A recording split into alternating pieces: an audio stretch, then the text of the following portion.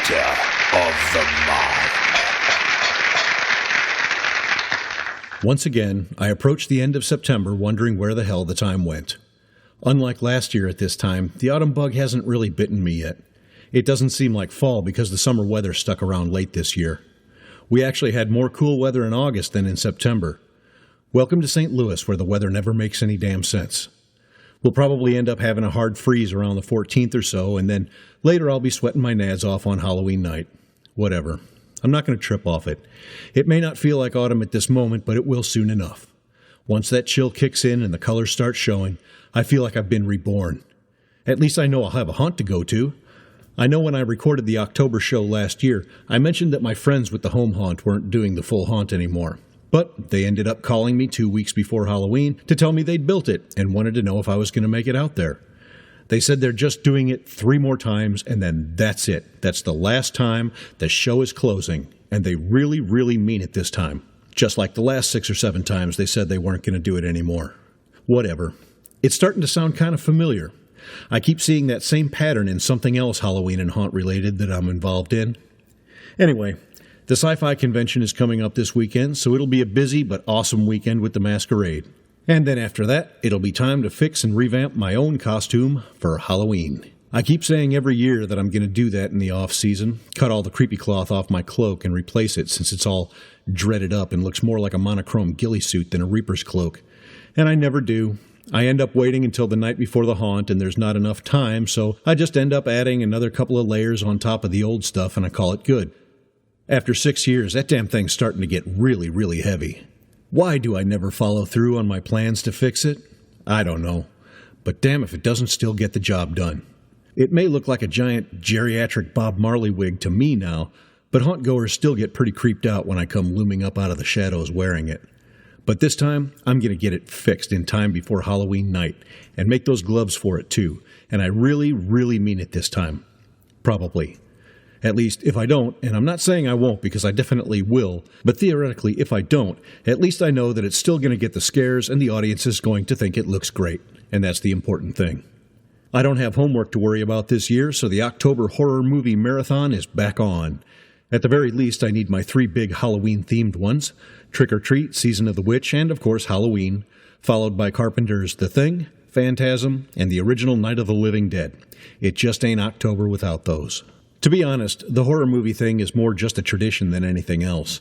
It helps put the mind in a dark place, but for me, it doesn't really add to the anticipation or the excitement of Halloween. Only haunting really does that anymore.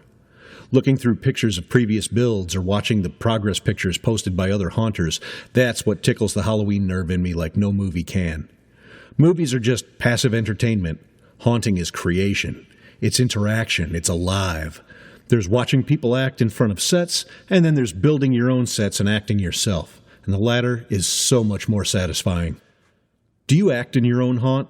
Or do you let others do the acting while you stay behind the scenes, monitoring things and making sure everything is running and functional, keeping the foggers topped off and whatnot?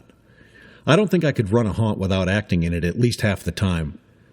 Even when not actively scaring people, just losing myself in the character and becoming part of the scene is just energizing to me. I love listening for the ones who are new to the haunt and haven't seen me in character. I know my routine is going to have an effect on them. What I like to do is pretend to be a static prop, and then just move a little closer every time the victim isn't looking. Sort of like the weeping angels from Doctor Who, or the topiary animals from The Shining. After a few looks, it becomes clear that I'm closing in on them, and I'm obviously not a prop, despite appearing to be one, and they get kind of freaked out.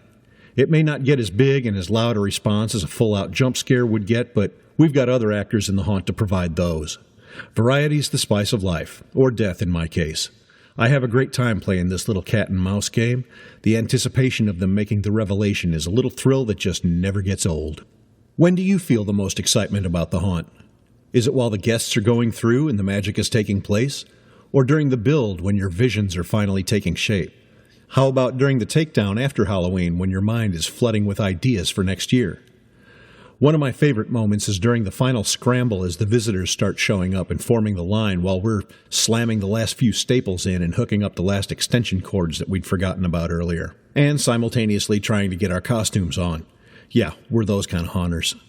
But even if things are frantic and there was plenty of bitching and exploding at each other just a scant hour ago, when it's 10 minutes till go time, spirits are pretty high.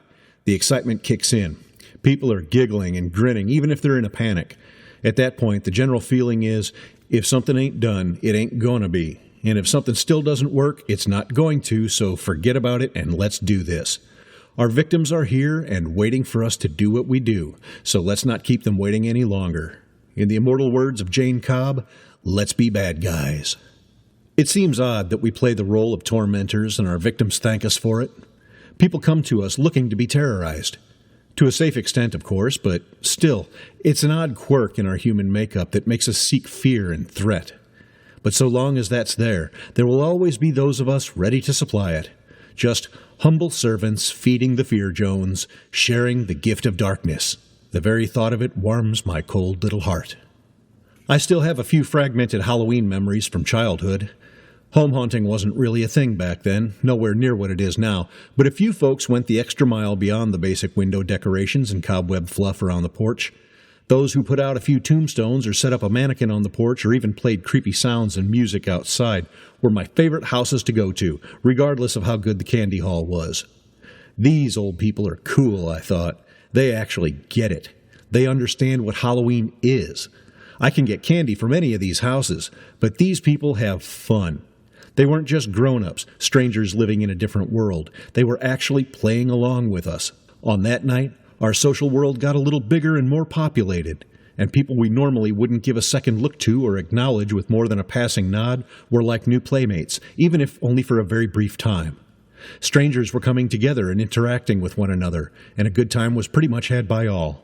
Leslie Bannatyne sums it up in her book Halloween Nation. Unlike religious or national holidays in which the celebrations are usually centered around the family, Halloween is the one holiday centered around the neighborhood. When the line through the haunt is moving rather slow, I like to walk up and down the street and see if I can entice more people in. Of course, the immediate locals know all about the haunt because it's been going on there for years, but there's always people who take their kids into other neighborhoods when their own is quiet and the trick-or-treating is poor. Some older groups just like to mill around and see the decorations and yard displays, like those who go around looking at people's Christmas lights in the winter. In this neighborhood, it's common for the homeowners to move fire pits and chimeneas into the driveway and sit around the fire greeting trick-or-treaters there instead of having them come up to the door. They always talk to me or the other haunt actors when we walk by. Everybody's in a cheery mood, and it's like Christmas spirit, only better, because it's more welcoming to passing strangers. Those who call Halloween evil have obviously never really seen it up close. And amidst all that garishly clad humanity milling about, on this one night, the home haunts are the true hubs of the community. Crowds gather. Most go through, some stay outside and wait for the others to come out, some just hang around the outside and people watch. The kiddies go to the front door to get loot, and the older and more adventurous of them get in line to go through. Lots of conversation and laughing in those crowds. And if the proper amount of attention has been given to the facade, front lawn, and soundtrack, there's fear there, too. Always some kids, teens, and a few grown people somewhat apprehensive, not knowing what to expect.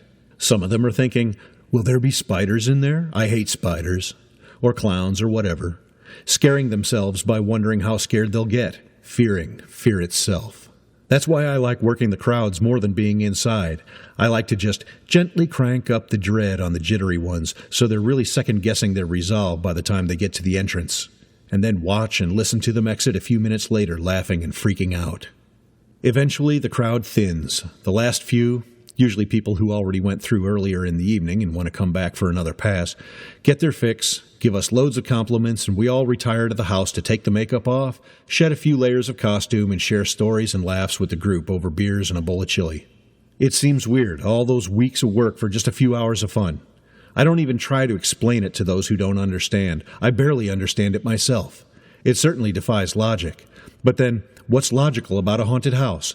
Screw logic. Save that for the other world, the one we're forced to live in the rest of the year. This night is our world. We make the rules. It's time to be whatever we decide to be. Ugly, beautiful, horrific, even invisible. We invent our own motivations and demeanors, be they evil, ravenous, mysterious, comical, or just plain nuts. We inflict our own special, creative blend of benevolent sadism upon willing victims and revel in their laughter and in their screams. We gather together to create, and others gather to us to walk a while in the weird, dark little world that we brought into being. While it seems at times that the forces of the world are trying to pry us all apart from each other, let's bring our little corners of the world together for a night of festivity, fright, and fun. This is a good thing that we do. Let yourself enjoy it.